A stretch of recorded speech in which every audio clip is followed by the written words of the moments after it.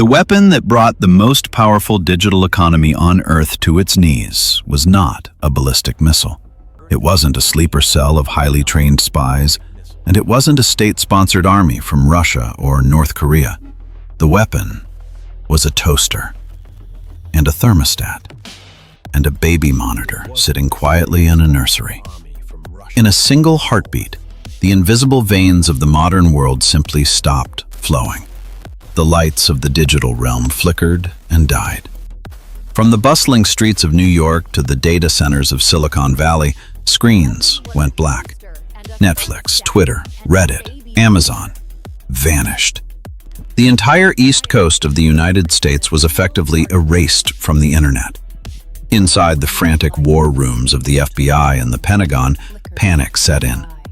They were watching the traffic graphs flatline, convinced this was the opening salvo of World War III. They scrambled their best agents, expecting to find a terrorist organization or a hostile government. They had no idea they were hunting 3 bored college kids who had accidentally burned down the world just to cheat at a game of Minecraft. To understand the catastrophe, we have to leave the panic-stricken war rooms of Washington and descend into a much smaller, stranger hell. We have to go back to the dorm room at Rutgers University, New Jersey. Meet Paras Jha. To the outside world, he was just an awkward computer science student, blending into the background of campus life. But online, he was a kingpin. He operated in the cutthroat subculture of Minecraft server hosting. It sounds absurd, but this wasn't child's play. Top-tier Minecraft servers are lucrative businesses, generating tens of thousands of dollars a month in player subscriptions and virtual item sales. It was a digital gold rush, and like any gold rush, it bred lawlessness. In this ecosystem, downtime is death. If a server lags or crashes, impatient teenagers leave, and they take their parents' credit cards with them to a rival server. This created a market for digital mercenaries. Server owners would pay hackers to launch DDoS attacks, flooding a rival's network with junk traffic until it collapsed. It was a mafia-style protection racket. Pay up, or we shut you down. Paras, along with his 2 online friends, Josiah White and Dalton Norman, wanted to corner this market. They weren't satisfied with the clumsy, rented botnets available on the dark web. They wanted something elegant, something absolute. Paras began coding a new beast. He named it Mirai, after the anime Mirai Nikki story about the future and about becoming a god. The genius of Mirai wasn't complex hacking. It was brutal simplicity. Paras realized that the world was filling up with smart devices, DVRs, webcams, routers, that were manufactured with virtually no security. Most people plugged them in and never changed the factory settings. Mirai was designed to crawl the web like a predator, knocking on millions of digital doors, trying just 2 keys, admin and password. It worked terrifyingly well. While Paras sat in his darkened room sipping energy drinks and attending lectures, his code was quietly enslaving the world. It infected a device, then used that device to scan for more. It was a viral infection that spread exponentially. One moment, a security camera in Brazil was watching a parking lot. The next, it was a soldier in Paras's army, awaiting a command. By the fall of 2016, the 3 students had amassed a legion of over 600,000 enslaved devices. They had built the Death Star of the internet. And the terrifying part? They didn't build it to fight governments. They built it simply to gain an edge in a video game turf war, to knock their rivals offline so they could scoop up the players. But when you build a monster that big, it gets hungry, and it's very hard to keep it on a leash. The first warning shot wasn't fired at a government facility. It was aimed at a journalist. Brian Krebs, an investigative reporter known for exposing cybercriminals, had annoyed the wrong people. In September 2016, his website was suddenly hammered by a digital tsunami. Traffic spiked to 620 gigabits per second, nearly double the size of the largest attack ever seen in history. It was a force so overwhelming that even Google's Project Shield struggled to deflect it. The security world watched in stunned silence. This was an extinction-level event for digital defense. But that was just a stress test. The boys were just revving the engine. On October 21st, 2016, the beast was fully unleashed. But this time, the target wasn't a single website. The botnet trained its sights on Dyna Company that acts as a switchboard for the internet's most vital traffic. At 7 a.m., the attack began. Millions of enslaved devices, webcams in London, baby monitors in Texas, DVRs in Saigon, simultaneously received the command to attack. They flooded Dyne's servers with garbage data. The sheer volume of noise drowned out legitimate requests. The impact was immediate and catastrophic. Across the United States and Europe, the digital lights went out. A user trying to load Twitter saw only a white screen. Spotify stopped playing. Amazon couldn't process orders. The New York Times, Reddit, Airbnb, dark. It wasn't just entertainment. Payment systems froze. Communication networks stuttered. For a few terrifying hours, the modern world lost its nervous system. In the command centers of the FBI and the Department of Homeland Security, the mood was apocalyptic. The sophistication of the attack suggested a state actor. Was this the prelude to a physical invasion? Agents were frantically trying to trace the source, but the traffic was coming from everywhere and nowhere. It was coming from the very appliances in people's living rooms. How do you arrest 1 million toasters? Meanwhile, deep in the forums of the dark web, a user named Anna-senpai claimed credit. Anna-senpai was the persona Paris Jha had cultivated, an arrogant, anime-obsessed hacking prodigy. But behind the screen, Paris was beginning to sweat. The news was no longer talking about Minecraft drama. They were talking about national security threats. The FBI was involved.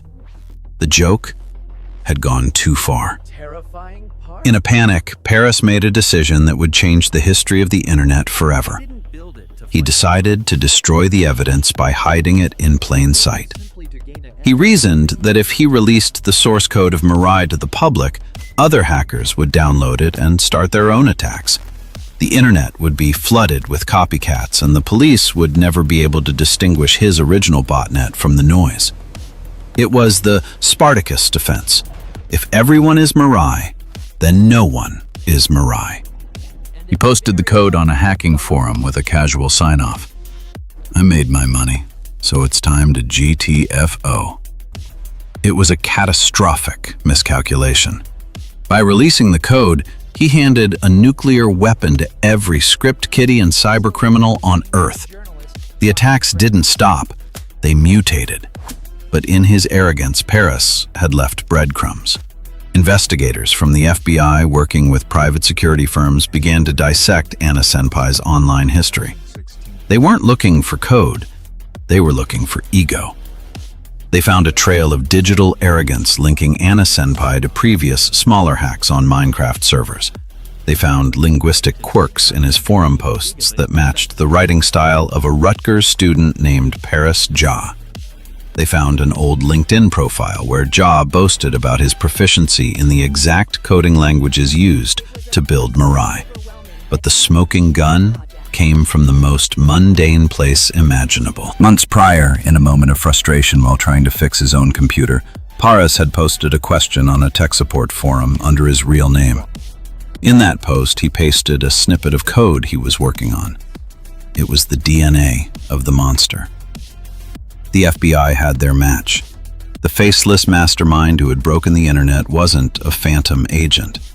He was a kid in New Jersey who had been too lazy to use an alias on a help forum. The net was closing in, and the knock on the door was coming. The end of Anna-senpai didn't come with a bang, but with a quiet knock. When the FBI finally moved in on Paris Jha in New Jersey, and his accomplices Josiah White and Dalton Norman, the digital warlords shrank back into what they really were: terrified young men.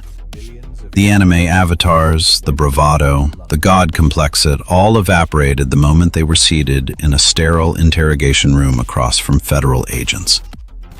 The evidence was overwhelming. They had nowhere to run. The kill switch they had accidentally built was dissected line by forensic experts. The 3 students faced serious federal charges. In the United States, crimes of this magnitude, tampering with critical infrastructure, can easily lead to decades in federal prison. They were looking at the prime of their lives being erased behind bars. But then, something unprecedented happened. As prosecutors prepared their case, a realization dawned on the Department of Justice. These kids weren't cyber terrorists ideologically opposed to the West. They were just reckless. Brilliant, but reckless. And more importantly, the monster they had created, the Mirai Code, was still out there. It had mutated. New variants were popping up every day, launched by other hackers, threatening hospitals, power grids, and financial systems. The FBI didn't just need a conviction. They needed a cure. And the only people who truly understood the disease were the ones who engineered it. The courtroom in Trenton, New Jersey was tense as Judge Michael Shipp prepared to deliver the sentence in late 2018. The world expected the hammer to drop. The prosecutors had every right to demand they be made an example of. But instead of a cage, the judge handed them a leash. In a move that stunned the cybersecurity world, the court recognized extraordinary cooperation. Since their arrest, Ja, White, and Norman hadn't just confessed, they had been working around the clock secretly for the FBI. They were hunting down other botnets. They were helping the government patch the very holes they had exploited. The verdict. Judge Shipp sentenced them to 5 years of probation. No jail time. But there was a catch. This wasn't freedom. It was conscription. They were ordered to serve 2,500 hours of community service. But this wasn't picking up trash on the highway or serving soup. Their community service was to work for the FBI's cyber division. They were forced to become the white hat guardians of the internet they had almost destroyed. They were also ordered to pay $127,000 in restitution, a fraction of the millions in damages they caused, but enough to drain their accounts, and they were forced to surrender huge sums of cryptocurrency they had mined. The creators of the internet's deadliest weapon were spared, on one condition. You broke the world. Now, you spend the next 5 years fixing it. It was a pragmatic mercy. The government realized that locking them up would just waste 3 brilliant minds while the internet was burning down. But for Paris, Josiah, and Dalton, the message was clear. The game was over. The server was closed. Reality had finally logged in. Paris, Josiah, and Dalton faded back into obscurity, serving the government in the shadows. They paid their debt.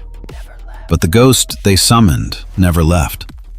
The true legacy of the Mirai botnet isn't the downtime it caused or the money it cost. Its legacy is the terrifying revelation of how fragile our world has become. When Paris released the source code, he didn't just share a weapon, he democratized it. Today, the DNA of Mirai lives on. It has mutated into dozens of new, more aggressive strains. Satori, Okiru, Masuda. These digital pathogens are still out there, prowling the internet 24 hours a day looking for unlocked doors.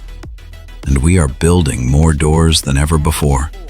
Every day, we bring millions of new smart devices into our homes. We connect our refrigerators, our doorbells, our cars, and even our pacemakers to the web. We trade privacy for convenience, assuming that someone, somewhere, is securing the line. But the Mirai attack proved that no one is watching the gate. The manufacturers churn out cheap chips with default passwords, flooding the market with vulnerabilities. We are building a global digital infrastructure on a foundation of sand. The three students proved that you don't need an army to bring a superpower to its knees. You just need a clever script and human complacency. They did it by accident, as a side effect of a petty video game feud. But the next time the lights go out, it won't be an accident. The next architect of the apocalypse won't be a bored student looking for a high score. They will be watching, learning from Mirai's success, and refining the code. The internet kill switch has been invented. The button is sitting there, waiting in the dark. The only question is, who will press it next?